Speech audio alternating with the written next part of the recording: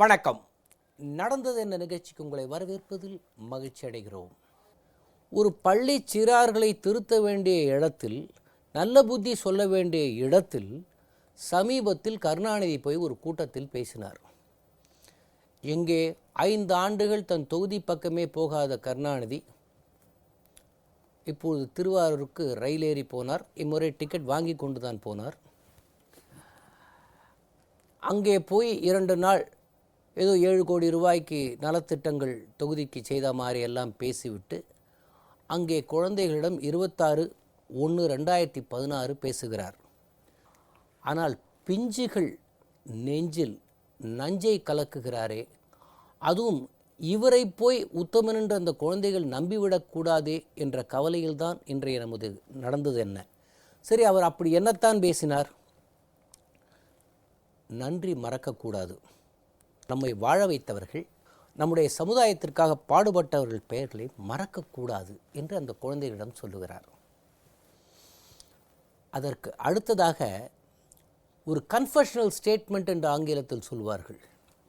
அதை போல என்னை இந்த அளவு எல்லோரும் புகழ்கிறீர்கள், நான் ஒரு சாதாரணமாக இருந்தவன், உங்கள் அன்பு எல்லாத்தையும் பாசத்தை எல்லாம் என் மீது கொட்டுகிறீர்கள், இதெல்லாம் எனக்கு கிடைத்தது. இது எதனால்? இதற்கு ஒரு அளவுகோல் வேண்டாமா? இந்த அளவுகோல் எதனால் நிர்ணயிக்கப்படுகிறது? ஒருவருடைய செல்வாக்கினால். அந்த செல்வாக்கு சுயநலமாகவும் இருக்கலாம், பொதுநலமாகவும் இருக்கலாம்.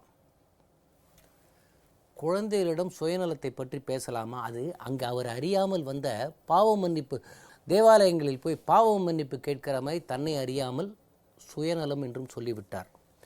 நன்றி மறக்கக்கூடாது என்கிறாரே, இவருக்கும் நன்றிக்கும் ஏதாவது சம்பந்தம் உண்டா? நன்றி உணர்ச்சியை பற்றி இவர் பேசலாமா? இதுதான் இன்றைக்கு தலைப்பு. இது குறித்து நம்முடன் பேசுவதற்காக அதிமுகவின் மூத்த தலைவரில் ஒருவரான அதிமுகவின் அமைப்பு செயலாளரும் முன்னாள் அமைச்சருமான பொன்னையன் அவர்கள் இங்கே வந்திருக்கிறார்கள். வணக்கம் சார். வணக்கம் சார், எனக்கு அடிப்படையில் ஒன்று சொல்லுங்கள். நன்றியை பற்றி கருணாநிதி பேசலாமா? பேசவே கூடாதுங்கிறது உலகத்தில் வாழுகிற அத்துணை தமிழர்களினுடைய உள்ளார்ந்த முடிவு. காரணம் உங்களுக்கு தெரியும், கருணாநிதி வாழ வைத்தவர்களை நன்றி மறப்பது கூடாது என்று அந்த குழந்தைகள் மத்தியிலே பேசியிருக்கிறார். இவரை அரசியலிலே வாழ வைத்த தெய்வங்கள் இவை 3 தெய்வங்கள்.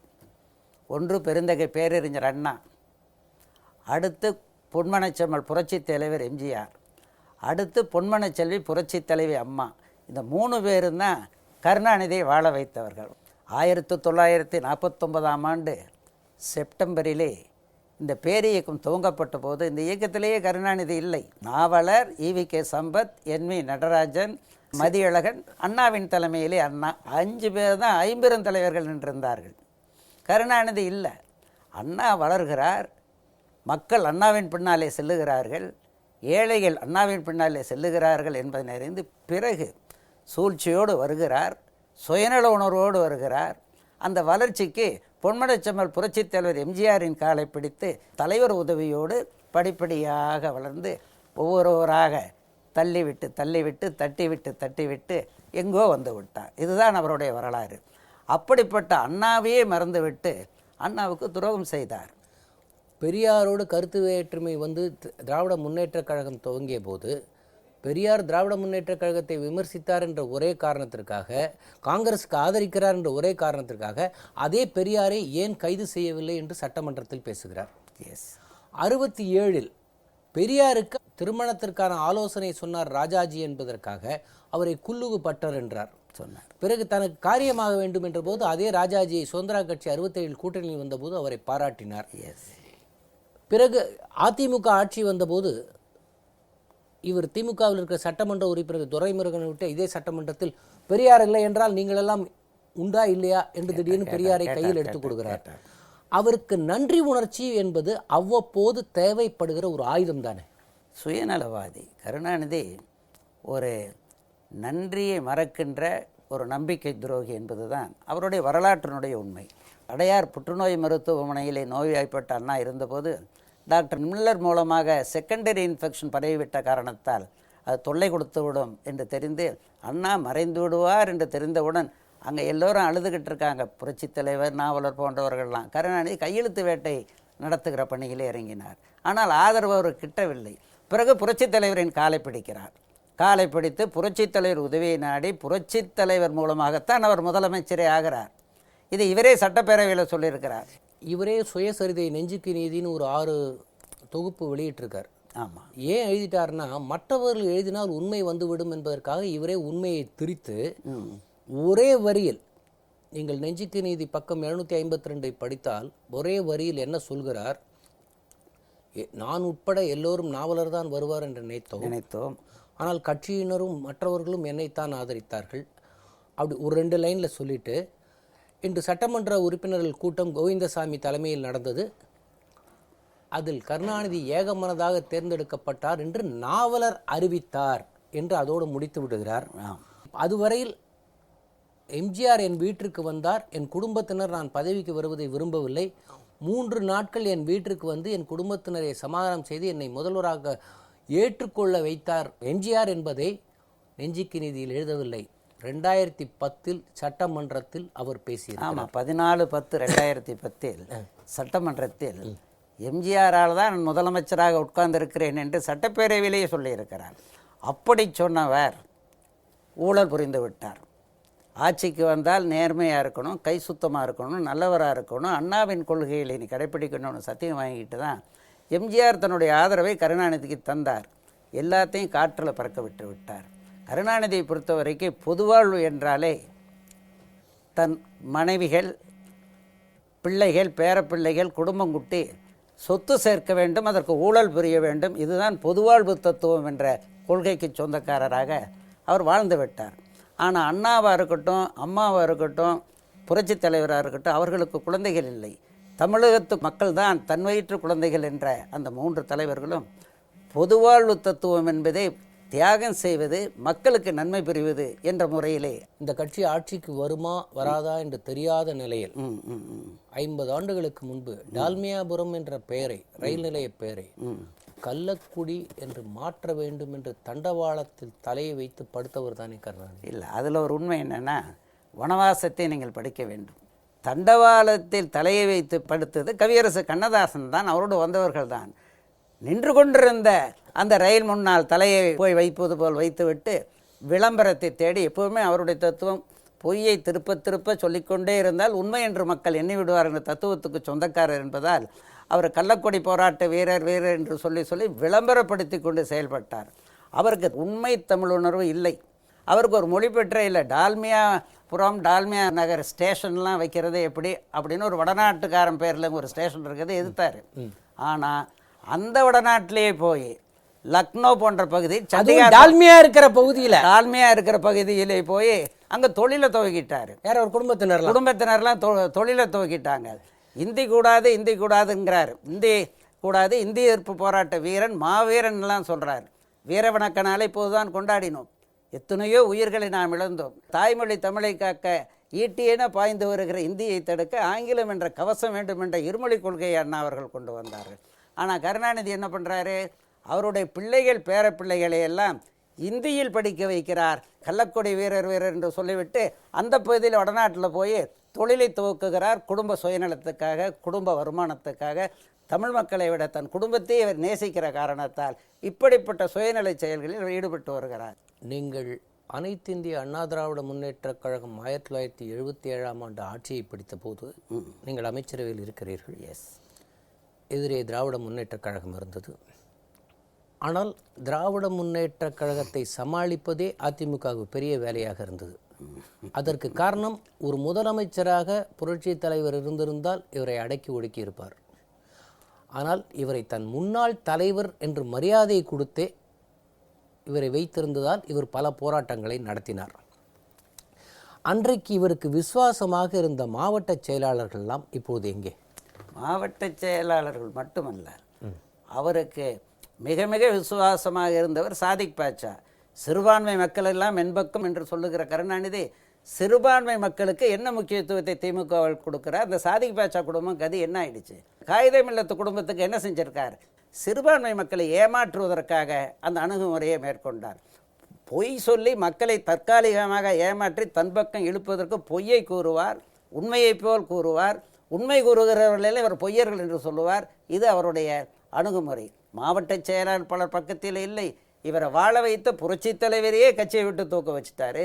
எங்கள் தங்கள் படம் உங்களுக்கு தெரியும். வறுமையிலே வாடுகிற நிலை கருணாநிதிக்கும் கருணாநிதி குடும்பத்துக்கும்.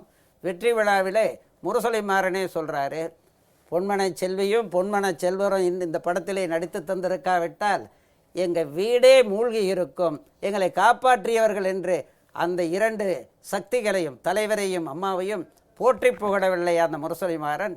அந்த நன்றியை கூட இல்லை. அந்த நன்றி கிட்டவர்கள் இதை விட உதாரணம் ஏதாவது ஒன்று வேணுமா? வாழ வைத்த தெய்வங்களான பொன்மனச்செம்மலையும் புரட்சி தலைவியும் எங்கள் தங்கள் படம் மூலமாக அவர்களையே புறக்கணித்த கருணாநிதிக்கு நன்றி என்றால் பொருளே தெரியாது, அது இலக்கணம் அர்த்தமே தெரியாது. அப்படி வாழ்ந்து வருகிறார். அவருடைய வாழ்க்கை வரலாறே அதுதான். இப்பொழுது நீங்கள் முரசொலி மாறன் என்று சொல்லும்பொழுது உங்களுக்கு சர்க்காரியா கமிஷனில் பதிவு செய்யப்பட்ட ஒரு உண்மை தெரியும் என்று நினைக்கிறேன். வீராணம் பைப்புகள் போடப்படுகிறது. எஸ். அதற்காக பலர் டெண்டர்கள் கோருகிறார்கள். எஸ். அப்பொழுது புருஷோத்தமன் என்று ஒருவர் வருகிறார். அவர் மூலமாக, அவர் தந்தை சத்யநாராயணா மூலமாக மொத்தம் 40 லட்சம் ரூபாய் மாறன் கேட்கிறார்.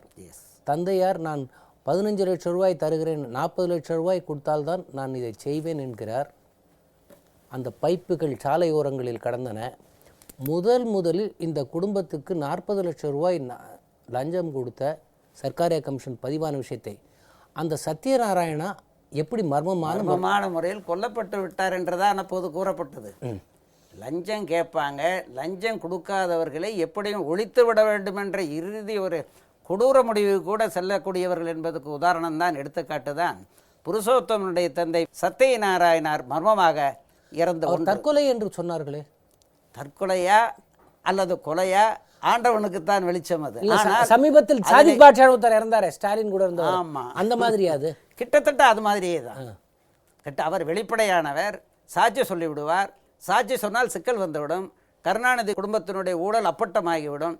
எனவே மர்மமான முறையிலே அவர் எப்படியோ நம்ம ஒழிக்கக்கூடப்பட்டிருக்கலாம் அல்லவா? இது மக்களுக்கு ஒரு சந்தேகமாக தான் அன்றும் இருந்தது, இன்றும் இருந்து கொண்டிருக்கிறது. இவர் என்ன சொல்றார், தஞ்சையில் போய் நான் ஒரு சாதாரண ஒரு ஏழை விவசாய குடும்பத்தில் பிறந்தவர். எஸ். இந்த விவசாயிகளுக்காக இவர் நன்றியோடு இருந்தாரா? இல்லவே இல்லை. உதாரணம் ஒன்று, காவேரி பிரச்சனை. ஆண்டு பலவாக நடந்து கொண்டிருக்கிற காவேரி பிரச்சனைக்கு இவர் நினைத்திருந்தார். 15 ஆண்டு காலம் டெல்லியிலே ஆட்சி பீடத்தில் உட்கார்ந்திருந்தார். அது பிஜேபி ஆட்சியாக இருக்கட்டும், காங்கிரஸ் ஆட்சியாக இருக்கட்டும். இவர் நினைத்திருந்தால் காவேரி பிரச்சனையை, முல்லைப்பெரியாறு பிரச்சனையை ஒரு முடிவுக்கு உடனடியாக கொண்டு வந்திருக்கலாம். நீங்கள் காவேரி பிரச்சனையை தீர்த்து தமிழக மக்கள் வயிற்றிலே பாலை வார்க்கவில்லை என்றால் நாங்கள் ஆட்சியிலிருந்து விலகிடுவோம்னா ஆட்சி கவிழ்ந்துடும். காங்கிரஸ் நிலை அப்படி தான் இருந்தது. மைனாரிட்டி காங்கிரஸ் ஆட்சியாக இருந்தது. கருணாநிதி விலகியிருந்தார்னா போயிருக்கும். ஆனால் பண்ணலை, சுயநலம்.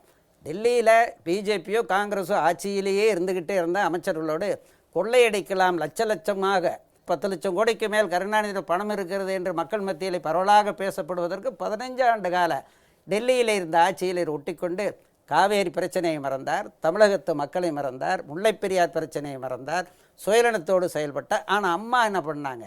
நீதி தேவதையை நம்பினார், உச்சநீதிமன்றம் சென்றார், சுப்ரீம் கோர்ட் மூலமாக மக்களுக்கு, தமிழக மக்கள் விவசாயிகள் மத்தியிலே பாலை வார்க்கக்கூடியவர்களுக்கு காவேரி பிரச்சனையிலையும் முல்லைப்பெரியார் பிரச்சனையிலும் அம்மா என்று வெற்றி பெற்றுவிடவில்லையா? இதை ஏன் கருணாநிதி செய்யவில்லை? அவருடைய துரோகம். தன்னை வாழ வைத்த தமிழ் தாய்க்கு நன்றியிட்ட முறையிலே செயல்படுகிற நம்பிக்கை துரோகம்தான் கருணாநிதியுடைய பிரச்சனை. எனவே தஞ்சையிலே போய் விவசாயி நானும் விவசாயி நானும் குடியேறணும்னா அவர் விவசாயி அல்ல, புரட்சி தலைவர் விவசாயி, அம்மா விவசாயி. வெளிப்படையாகவே சொன்னார். எங்கள் அம்மா சொல்லலாம் நான் விவசாயின்னு. கருணாநிதிக்கு சொல்லக்கூடிய அருகதை உண்டா, தகுதி உண்டா? வசன வியாபாரியாக அவர் மக்களை ஈர்க்க முயற்சி செய்கிறார். இங்கே தமிழக முதல்வரும் மக்களின் வாழ்வியல் ஆதாரங்களை பெருக்குவதற்கு முயற்சி செய்கிறார். நான் இப்பொழுது கேட்பது, அவர் குடும்பத்துக்காக அவர் விசுவாசமாக இருக்காரா?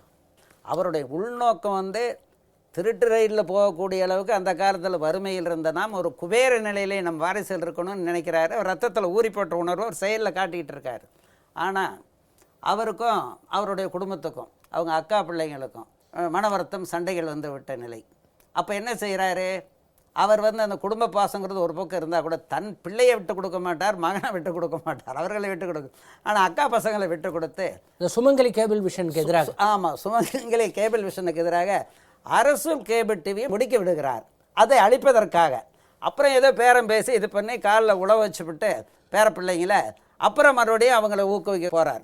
அப்படி அவரை பொறுத்த வரைக்கும் ஒரு சுயநலவாதி மட்டுமல்ல, கூட இருக்கிறவங்கனால கூட தனக்கு இழப்பு வருதுன்னா அவங்களை ஒழிச்சு கட்டணும்னு நினைக்கக்கூடிய குணம் இந்த வயசுலேயும் அவர் இருக்கிற ஒரு குரூரமான குணம் என்பது சுமங்கலி பிரச்சனையில் அரசு கேபிளை பயன்படுத்தி அதை ஒழிக்க அவர் முயற்சி பண்ணார் பாருங்க.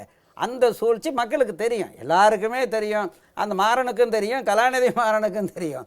தெரிஞ்சுக்கிட்டு தான் ஏதோ ஒரு சந்தர்ப்பத்தை எதிர்பார்த்துக்கிட்டு இருக்காங்க. மூத்த பிள்ளைக்காக விசுவாசமாக இருக்கிறாரா? யார் இந்த தர்மாம்பாள், என் மகள் கனிமொழியின் தாயார் என்று சட்டமன்றத்தில் சொன்னாரே, அந்த மகளுக்கு எதிராக ஒரு சூழ்ச்சி. இது என்ன, யார்கிட்ட தான் ஒரு விசுவாசமாக இருப்பார், அதை சொல்லுங்களேன். அவர் சுயநலத்தினுடைய உச்சகட்டத்தில் இருக்கிற ஒரு மனிதர். அழகிரியே மூக்க அழகிரி அங்கே வச்சுட்டாரு, நம்ம ரெண்டாவது பையன் தூக்கணுங்கிறக்க ஓரங்கட்டி அங்கே வச்சிருக்காரு. இவர் வந்து கட்சியில் வளர்ந்து கொண்டிருக்கிறார் புரட்சி தலைவர் தெரிஞ்ச உடனே ஆமாம், அது வெறும் சினிமா கவர்ச்சி என்று மகனை நடிக்க வச்சாரு. அதில் தோற்று போனார். இப்போ அந்த மகன்கிட்டே, முதல் மகன்கிட்டே விசுவாசமாக இருந்தார்? இல்லவே இல்லை. அவரை பொறுத்த வரைக்கும் சுயநலவாதி என்று ஏற்கனவே சொல்லிவிட்டேன். புரட்சி தலைவரை தப்பு கணக்கு போட்டார், தப்பாக எடை போட்டார். சின்ன வயசுலேருந்தே மார்க்சிசம் லெனினிசத்தை படித்து, பெரியாரிசத்தை படித்து, கம்யூனிஸ்டையும் படித்து, நேதாஜி இசைத்தையும் படித்து, அண்ணாவோடு சேர்ந்து இப்படி ஒரு அரசியல் சாணக்கியனாக இருக்கிற புரட்சி தலைவரை வெறும் நடிகர் என்று கருணாநிதி தப்பு கணக்கு போட்டு இன்னொரு நடிகரை மகனை உருவாக்கி விட்டார், தலைவரை ஒழித்து விடலாம் என்று தப்பு கணக்கு போட்டு அதிலே தோற்று விட்டார். கருணாநிதி பல தோல்விகளை சந்தித்தவர், அது ஒரு மாபெரும் தோல்வி. அந்த பிள்ளையோ பிள்ளை படத்தின் மூலமாக நமக்கு துரோகம் செய்து விடலாம் என்று நினைத்த கருணாநிதி அந்த பிள்ளையோ பிள்ளை முத்து குடும்பத்தையும் நடுத்தெருவில் நிறுத்திவிட்டார் என்றுதான் தற்போது கூறப்படுகிறது. மூக்காமுத்துக்கு வாழ்வு தந்ததே நமது பொன்மனச்செல்வி புரட்சி தலைவி அம்மா தானே. ஆளாக்கி அண்ணா, வாழ வைத்த அண்ணா, அண்ணாவினுடைய மறைவுக்கு பிறகு அண்ணாவினுடைய படத்தை பெருசாக போடக்கூடாதுன்னு உத்தரவு போட்டார். எங்கேயுமே அண்ணா பேரே சொல்லாத ஒரு இருட்டடைப்பை செய்தார். அதனால தான் புரட்சி தலைவர் அதிமுகவை துவக்கினார். அந்த அண்ணா குடும்பத்துக்கு ஏதேனும் பண்ணாரா? அண்ணா குடும்பங்கள்லாம் எவ்வளவு சோதனைக்கு உள்ளாயின, பரிமளம் குடும்பம் எப்பேற்பட்ட வேதனைக்கு உள்ளாயின, எப்பேற்பட்ட ஒரு சிக்கலில் வறுமையில் தத்தளிக்க வேண்டிய நிலை வந்தது. பணத்தின் மூலமாக தமிழகத்து மக்களை விலைக்கு வாங்கி விடலாம் என்று தப்பு கணக்கு போடுகிற கருணாநிதி ஏன் அண்ணா குடும்பத்துக்கு கூட உதவவில்லை? நன்றி கெட்டவர், நம்பிக்கை துரோகி. இதுதான் அதை எடுத்துக்காட்டு. அண்ணா நோய்வாய்ப்பட்ட போது அவருக்கு ஒளி கதிர்கள் அவர் மீது படக்கூடாது. ஆமாம், அது ரொம்ப முக்கியமான ஒன்று. ஒளிக்கதிர்கள் படக்கூடாது, தட் வில் கெட் அக்ரவேட்டட் என்ற முறையிலே டாக்டர் மில்லர் தான் அவருக்கு ட்ரீட்மெண்ட் கொடுத்தது, அமெரிக்க டாக்டர். அது அறிவுரைப்படுத்தியிருந்தார்.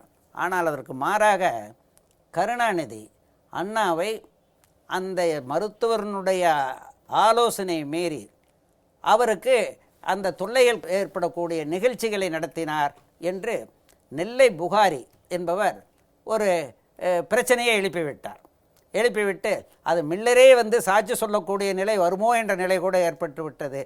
பிறகு அந்த நெல்லை புகாரியை தன் பக்கம் அரவணைத்து கொண்டு அதை கப் சிப்புன்னு ஒன்றும் இல்லாமல் பண்ணிட்டார். 2008 கர்நாடகாவில் எடியூரப்பா முதல்வராக இருந்தபோது வள்ளுவர் சிலை திறந்தார். ஆமாம், வள்ளுவர் சிறந்த அதில் என்ன சொல்கிறாரு, எடியூரப்பாவும் நானும் உணர்வோடு இணைகிறோம், இந்தியன் என்ற உணர்வோடு நாங்கள் இங்கு இணைகிறோம் என்று அந்த வள்ளுவர் சிலை திறக்கின்ற நிகழ்ச்சியிலே அவர் கூறியிருக்கிறார். கூறினது காரணம் என்னென்னா, அங்கே இந்தியன் என்ற உணர்வு அல்ல, கர்நாடக மாநிலத்திலே அவர் மகளுக்கு மருமகனுக்கு உள்ள சொத்துக்களை பெருக்க வேண்டும், காப்பாற்ற வேண்டும். அவர்கள் உதயா டெலிவிஷன் இருக்கு, அது எத்தனையோ சொத்துக்கள் இருப்பதாக பத்திரிகைகள் எழுதுகின்றனவே, அதை காப்பாற்ற வேண்டும். அடுத்து டெல்லியில் ஆட்சி பிஜேபி இருந்தாலும் சரி, காங்கிரஸ் ஆட்சி இருந்தாலும் அவங்க கர்நாடகத்தை எப்பவுமே சப்போர்ட் பண்ணுறாங்க. காவேரி பிரச்சனையில் உங்களுக்கு தெரியும், தமிழகத்திற்கு அவர்கள் வஞ்சகத்தை தான் செய்கிறார்கள். அதனால தான் அம்மா அந்த ரெண்டு ஆட்சியுமே நம்பாத நேரடியாக சுப்ரீம் கோர்ட் என்ற கடவுளை, நீதி கடவுளை நம்பி அங்கு சென்று வெற்றி கண்டிருக்கிறார். அதனால் அந்த டெல்லி மூலம் கொள்ளையடிக்கிற வாய்ப்பு போயிடுமென்னு அங்கே போய் ஐஸ் வைக்கிறார். யார்? அந்த எடியூரப்பா நிகழ்ச்சியில் பிஜேபிக்கு கர்நாடகத்துக்கு ஐஸை வச்சு அவர் சுயநலத்துக்காகவே அங்கும் செயல்படுகிறார். அதுதான் இதில் எடுத்துக்காட்டு. வள்ளுவர் சிலையை திறந்த எடியூரப்பா மீது ஒரு இன்றியனர் உணர்வு இருக்கும்போது வள்ளுவர் சிலைக்கு இவர் திறக்க போவதும், இங்கே சர்வாக்கியர் தலைக்கு அவர் வருவதும் அப்படி இருந்த காலத்தில் இவர் அன்றைக்கு நினைத்திருந்தால் எடியூரப்பாவோடு பேசி இந்த காவேரி பிரச்சனைக்கு ஏதாவது செய்திருக்க முடியுமா? காவேரி பிரச்சனைக்கு தீர்வே வராத நிலை இருக்க வேண்டும் என்பதுதான் கருணாநிதி உள்ளுணர்வாக காரணம். அதை விட பெருசு அவர் சொத்தை பாதுகாப்புறது, வியாபாரத்தை பெருக்குவது, இதுதான் காரணமாக இருக்கும்.